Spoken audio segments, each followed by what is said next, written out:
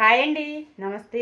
ఇప్పుడు కొత్తగా మన దగ్గరికి బ్లౌజ్ కుట్టించుకోవడానికి వచ్చారనుకోండి, మనం ఎటువంటి ఫార్ములా యూజ్ చేయాలి, మనం బ్లౌజ్ ఎలా కట్ చేయాలి, ఈ వీడియోలో అయితే తెలుసుకుందామండి. ఓకేనా? ఇది మనకి ఫస్ట్ టైం అనమాట. ఇంతకుముందు పిల్లలకి వర్కులు వేయించారు, అలాగే పిల్లలకి బట్టలు కుట్టించారు. కానీ ఇలాగా పెద్దవాళ్ళ బ్లౌజ్ అయితే ఈ కస్టమర్ నుండి ఇదే ఫస్ట్ బ్లౌజ్ అనమాట. అయితే ఇలాగ ఫస్ట్ బ్లౌజ్ వచ్చినప్పుడు మనం ఎలా తీసుకోవాలి కొలతలు ఈ వీడియోలో అయితే తెలుసుకుందామండి. మనం ఎప్పుడు చెప్పినట్టుగానే ఇదిగో ఈ కుట్టు నుండి ఈ కుట్టు వరకు నెక్ కింద నుండి ఎంత ఉందో చూసుకోవాలి. చెస్ట్ లూజ్ ఇలాగా ఎంత వచ్చింది? 20 ఇంచులు. 20 ఇంచుల మీద ఒక 2 గీతలు అంతా, సపోజ్ ఒక 20 ఇంచులన్నర వేసుకుందాం. ఓకే, 20.5 ఇంచులండి. బ్యాక్ పార్ట్లో చెస్ట్ లూజు 20.5 ఇంచులు. ఓకే, అలాగే ఇది మనకి కొత్త కస్టమర్ కాబట్టి అలాగే ఫ్రంట్ పార్ట్ బ్యాక్ పార్ట్ రెండు ఒకే కొలత పెట్టి కట్ చేయొచ్చా లేదా ఇక్కడ చూసి తెలుసుకోవచ్చండి. ఇక్కడ నుండి ఈ కుట్టుకాడ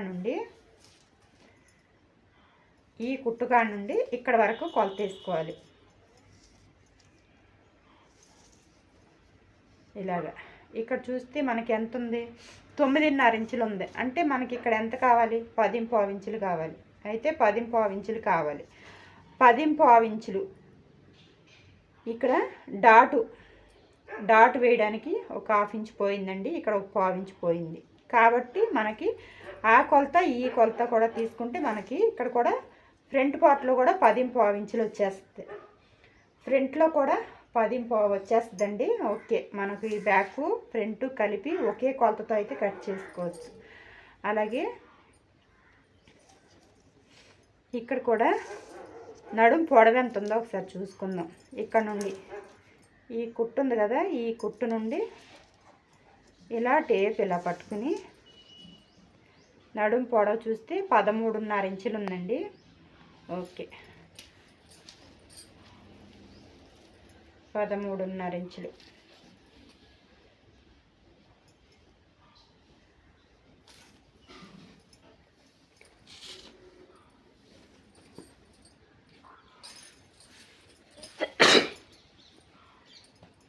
అలాగే చంక లూజ్ ఎంత ఉందో ఒకసారి చూసుకుందాం. బ్యాక్ పార్ట్ కట్ చేయడానికి ఈ కొలతలు అయితే ముఖ్యంగా అవసరం అవుతాయండి. చెస్ట్ లూజు, అలాగే ఆర్మ్ లూజు, అలాగే ఫ్రంట్ ఎంత ఉందో బ్యాక్ ఎంత ఉందో చెస్ట్ లూజ్ చూసుకోవాలి. ఇక్కడైతే చంక లూజ్ అయితే 8 ఇంచులు ఉందన్నమాట. ఓకే, ఈ కొలతలతో అయితే మనమైతే ఇప్పుడైతే బ్లౌజ్ అయితే కట్ చేద్దామండి. కొత్తగా కస్టమర్ మన దగ్గరికి వచ్చినప్పుడు ఇలాంటి కొలతలు తీసుకుని బ్లౌజ్ అయితే కట్ చేయాలి. ఓకేనా? అయితే మనకి ఇక్కడ ఖర్చు కావాలి కదా, ఖర్చు కోసం ఒక 1/2 ఇంచ్ ఇలా మార్క్ చేసుకుని ఇక్కడ నుండి ఈ మార్కింగ్ నుండి టేప్ ఇలా పెట్టేసుకుని 13.5 ఇంచులకి ఇలా మార్క్ చేసుకోవాలి. అలాగే ఒక 1/2 ఇంచ్ ఎగస్ట్రా ఖర్చు కోసం మార్క్ చేసుకోవాలి. ఈ మార్కింగ్కి ఇలా స్కేల్ ఇలా పెట్టుకోవాలండి. స్కేల్ ఇలా పెట్టుకుంటే ఇక్కడ కలిసిందంటే మనకి అంటే ఎక్కువ తక్కువ ఇక్కడ క్రాస్ రాకోకుండా ఉంటుందని తెలుసుకోవచ్చు. ఓకేనా? ఎల్ స్కేల్ అందుకే వాడతారండి. ఇక్కడ క్రాస్ రాకుండా ఇక్కడ అంటే ఎక్కువ తక్కువ ఇలా ఎక్కువ తక్కువ పడుకోకుండా ఉండాలంటే ఇక్కడ చూసుకోవాలి. కరెక్ట్గా చూసుకుంటే ఇక్కడ క్రాస్ రానట్టే. ఇలాగా మనకి ఎంత పొడవు కావాలో అంత పొడవుకి అలాగే ఖర్చు కోసం ఎక్స్ట్రా మార్క్ చేసుకుని అలాగే మనకి చెస్ట్ లూజ్ ఎంత వచ్చింది? ఇక్కడ 20.5 ఇంచులు వచ్చింది కాబట్టి ఇక్కడ ఎంత తీసుకోవాలి? 10.5 ఇంచులు తీసుకోవాలండి. చెస్ట్ లూజు 10.5 ఇంచులకి ఇలా మార్క్ చేసుకుని అలాగే ఆది బ్లౌజ్ తీసుకుని ఇలా మట్టు పెట్టుకుని ఇలా నడుం లూజ్కి ఒక మార్క్ చేసుకోవాలి. అలాగే బ్యాక్ పార్ట్లో డాట్ కావాలి కదా, ఆ డాట్ కోసం ఒక 1 ఇంచ్ ఎక్స్ట్రా మార్క్ చేసుకోవాలి. అలాగే ఈ మార్కింగ్ ఇలా కలిపేసుకుని మనకి ఖర్చు కావాలి కదా, ఖర్చు కోసం ఇలా 2 ఇంచులు కావాలంటే 2 ఇంచులు, 1.5 ఇంచు కావాలంటే 1.5 ఇంచుకి ఇలా మార్క్ చేసుకోవాలి. అలాగే మనకి ఇది ఏ size blouse? Okay, medium size blouse కింద లెక్క పెట్టుకోవచ్చు. ఓకే, ఇక్కడ మనకి నెక్కు షోల్డర్ కలిపి పావుతకు 6 ఇంచులకి మార్క్ చేస్తున్నానండి. అలాగే పావుతకు 3 ఇంచులకి ఇది వర్క్ బ్లౌజ్ కట్ చేస్తున్నానండి. ఇక్కడ నేను పావుతకు 3 ఇంచులకి మార్క్ చేసుకున్నాను.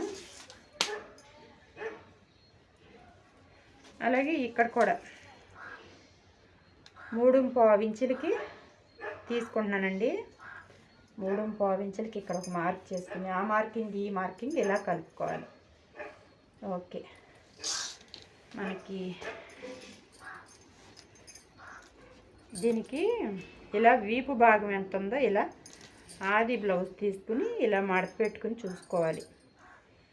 ఓకే, కరెక్ట్గా ఎంత ఉందో అంతకి ఒక మార్క్ చేసుకోవాలి. ఒక మార్క్ చేసుకుని ఇక్కడ కూడా ఒక లైన్ మార్క్ చేసుకోవాలి. అలాగే ఇక్కడ మనం ఆర్మ్ లూజ్ ఇలా మార్క్ చేసుకుందామండి. ఇక్కడ ఇచ్చిన మార్కింగ్ ఇలా ఒక లైన్ మార్క్ చేసుకుని అలాగే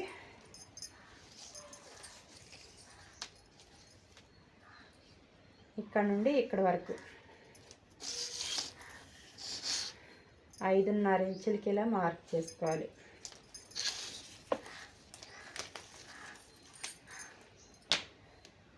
స్కేల్ ఇలా పెట్టుకుని మళ్ళీ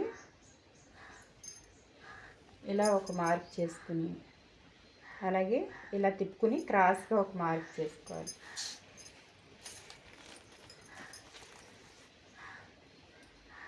ఇక్కడ నుండి ఈ కార్నర్ నుండి ఇలా టేప్ ఇలా పెట్టుకుని 1.35 ఇంచుకి ఇలా ఒక మార్క్ చేసుకోవాలి. ఈ మార్కింగ్ ఇలా దీంట్లో కలుపుకోవాలి. మళ్ళీ ఇలా ఇక్కడ కలుపుకోవాలి. ఇక్కడ నుండి ఇక్కడ వరకు ఇలా రౌండ్ చేసుకోవాలి. ఇప్పుడు ఈ ఆర్మ్ లూజ్ ఎంత వచ్చిందో ఒకసారి చెక్ చేసుకోవాలి. ఇలాగ 8 ఇంచులు.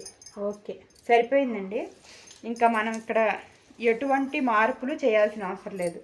ఒకవేళ చంక సరిపోనట్లయితే ఇంకొంచెం కిందకి మార్క్ చేసుకుని రౌండ్ చేసుకుని కొలత వేసుకుని చూసుకోవాలి. ఎక్కువైనట్లుంటే దీన్ని ఇలా జరుపుకుని ఇక్కడ ఒక మార్క్ చేసుకుని మళ్ళీ దీన్ని కూడా రౌండ్ చేసుకుని చూసుకోవాలి ఇది ఎంత ఉందో.